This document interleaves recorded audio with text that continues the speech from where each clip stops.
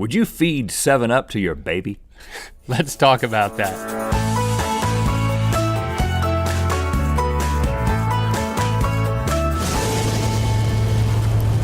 Good mythical morning. Last year in the United States of America alone, companies spent over $180 billion on ads. I didn't know if I should hit you to get you don't stop me. skipping. That was a billion with a B link. To put that into perspective, you could make over 476 more Pirates of the Caribbeans.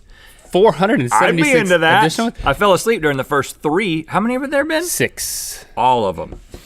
They're making a new one too. Anyway, just because people put a lot of money into ads doesn't mean that they are gonna make good ads, as is evidenced by some of the worst ad campaigns in history. We're going all the way back to the 1950s for this first one. Really? 7-Up for babies. In the early 50s, 7-Up launched a huge campaign with the slogan, "Nothing does it like 7-Up." As long as the it that you're talking about is giving a baby early onset diabetes, they were on the right track. Look at this thing. You didn't work that up in No, this Photoshop? is not photoshopped. They were advertising that mothers should give 7-Up to newborns. Why we have the youngest customers in the business. This is what the fine print down there says, Link. This young man is 11 months old, and he isn't our youngest customer by any means. For 7-Up is so pure, so wholesome, you can even give it to babies and feel good about it. By the way, Mom, when it comes to toddlers, if they like to be coaxed into drinking their milk, try this. Add 7-Up to milk in equal parts, pouring the 7-Up gently into the milk. It's a wholesome combination. And What? It works. Make 7-Up your family drink. And make your family vomit all over themselves. Who in their right mind wants to mix anything with milk, much less like a fizzy 7-Up? And I'm talking breast milk. They say pour it slowly. I don't know, I'm not, I just... Do you know why they say pour it slowly? I'm thinking about breast milk. Do you know why they say pour it slowly? Because of the fizz. Because I think it will erupt. It's like... Because of the fizz, yeah. Because of the fizz, man. Carbonation, man. You can't be messing with carbonation. What were they? It'll erupt. And did this work? Well, they've stopped this campaign. It's not still running. 7-Up is no longer marketing itself to newborns. Stick to breast milk, kids.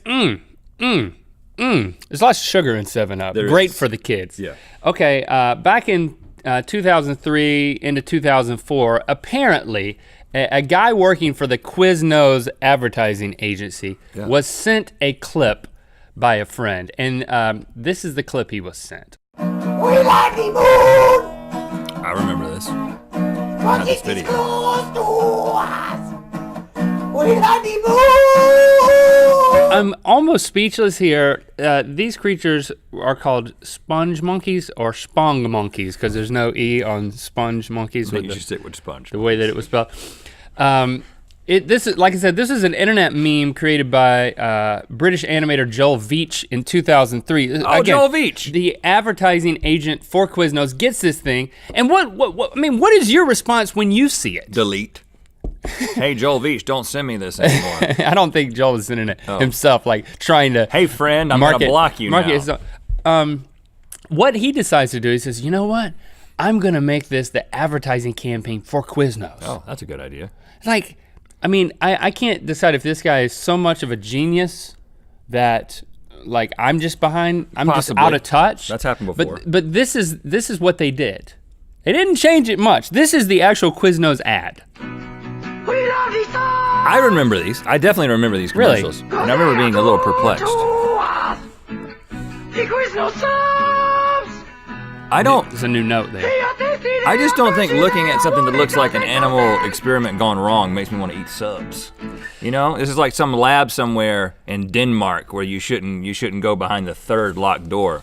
Yeah, I think See the hamster that has no legs and human eyes. Right. It's scary, but it gets Sorry, Denmark. It gets seared into your brain. I mean, I'm questioning. I might start to love this thing. Oh. I think I'm starting to tap into the genius But does of it make you hungry for subs? No. One franchise owner said that his business dropped 30% when the ad started airing. Bingo. Now, I think that he was probably just upset, so he started throwing like percentages at it. But I mean, in an age before YouTube, I think this could be pretty genius, that it was ahead of its time.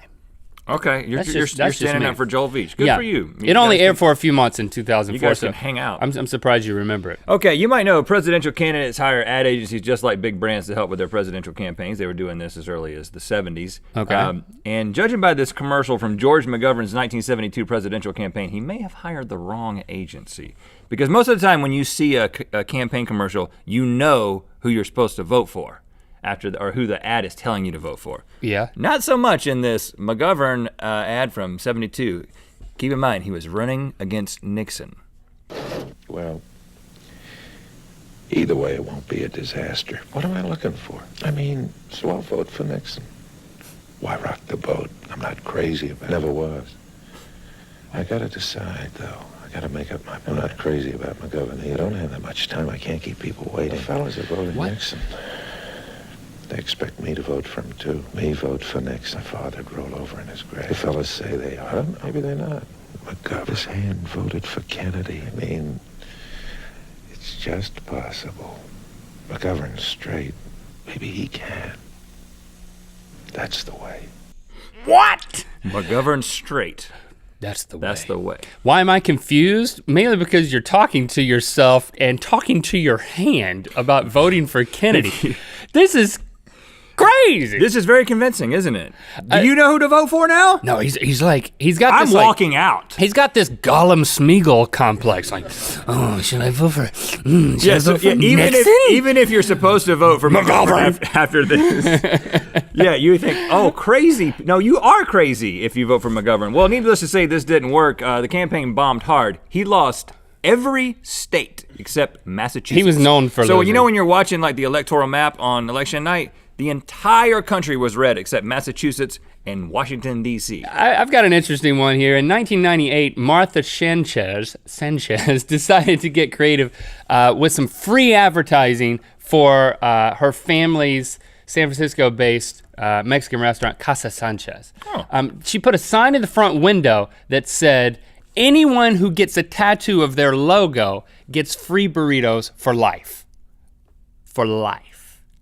And to be fair, it's a pretty cool. I like burritos. It's a pretty cool tattoo. If you look at it, it's like this bandito with a sombrero on some corno. And as you can see, this is tattooed on somebody because even though she didn't think anybody would do it, almost immediately, 40 people come out of the woodwork, hey, I want my free burrito. Right. And then she starts panicking. She does a little. You got to take single young adult males into account when you Right. come up with a, I'll get a tattoo of burrito, I'll get burritos for life? Well, she did. Okay. She did a Can little I get math. 2 tattoos?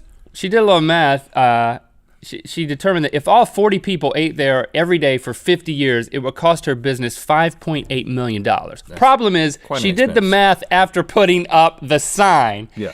The good news is that she kept her word. She gave out the free burritos, but she changed the process where you had to be interviewed before you could get the tattoo. You don't really like burritos, And do you? then be approved to get the tattoo. And then even after that, after 10 more people, after 50 people did it, she shut down the program. But like I said, she's still She's still giving away the free burritos. You gotta count the cost. Okay, and finally, Maria. I remember this commercial, 2003, Martha. prescription foot fungus medication Lamisil introduced Digger the dermatophyte. I remember this one. Oh, hey, hi, I'm Digger. Hey, Don't Digger. mind me, I'm just a dermatophyte. You know, a nail infection. All I want is to get in here. Oh!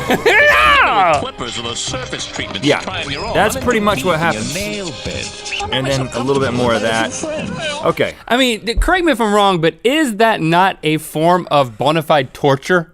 Yeah, Pulling it back is. somebody's nails? So why not make that the linchpin of the creative of your ad campaign? There are some interesting footnotes about this. Oh. Number one, everybody hated this commercial for obvious reasons because nobody likes to see this kind of thing happen to a toenail. I don't even like to see toes on a commercial. Business Insider said this was number 2 of the top 10 worst commercials ever made, and the FDA actually got involved and said, quote, do we really have to see that toenail hinge open like that? I mean, come on! Actually, they didn't, but they did outlaw these commercials because they said that the commercial showed it made unnecessary claims about how effective the product was. But the funny thing is that the ads did cause a significant increase in new Lamisil prescriptions because you look at that thing under there like, I've got this guy I want under my toenail, I don't want him. So this is a win ultimately. It worked. It was Any- effective advertising. Any press is good press kind of thing, I think applies to a lot of these. Let us know what you think in the comments. Thanks for liking and commenting on this video. You know what time it is. Hi, my name is Anton. And my name is Jakob. And we are from Sweden. And it's time to spin the wheel of mythicality. Want to remind you guys that today is the last day that you can buy Clearly Canadian as part of the pre-sale. It ends today at 3 p.m. Eastern Time. You got to get in. Many of you are asking, the email that you purchase with is one we're going to send you more information about the live event. Click through to Good Mythical More. We've got poorly translated foreign ad campaigns. Hilarious. Sitting at the table furiously. I'm not constipated, I'm furious! Me neither! Well, I am a little constipated too, but I'm mad about it. I'm at a table. Whoops. KFC's finger licking good. In China, that was inadvertently translated to mean, we'll eat your fingers off.